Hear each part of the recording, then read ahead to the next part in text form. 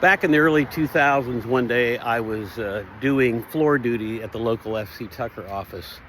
And floor duty used to have more meaning back then, before cell phones and before the internet took over real estate marketing. People would come in and ask you to show them a house or to list their house. And on this day, a woman came in and sat down across from me and said she wanted to buy a house. Told me she was in a bad, unhappy marriage. Wasn't a healthy environment for her daughters. So I took her across the hall and sat her down with our in-house lender, and we pretty quickly realized that she couldn't buy a house.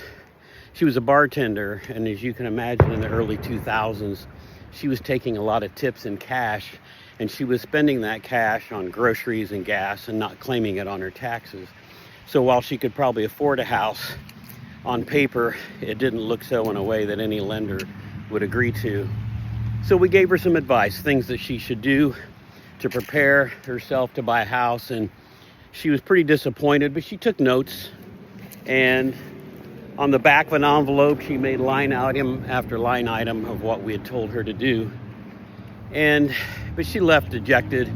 She didn't even give me her contact info. She said, I'm never going to be able to buy a house, so there's no need for you to be contacting me in the future. So I felt bad, and I thought about her from time to time, but over the course of that year, I forgot about her.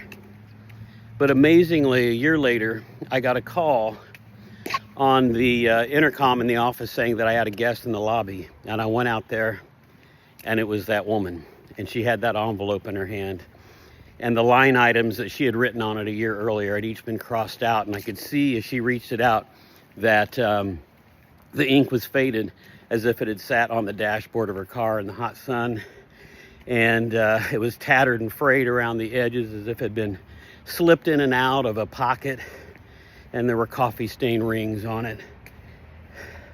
And here's exactly what she said to me. She said, "I did what you told me to do. Can I have a house now?" And it turned out, yes, she could have a house. We found her a nice, modest 2-bedroom house, the thing that she wanted to be a happier and a healthier living environment for her daughters. And we walked away from that closing that day. The four of us, I don't think there were any happier people in the whole world. It was a small commission that I earned, but one of the best closings I ever had. So if you're thinking that buying a house is hopeless, it really just takes some planning. Message me, and let's see if we can put together a plan for you so that we can get you into a home of your own someday.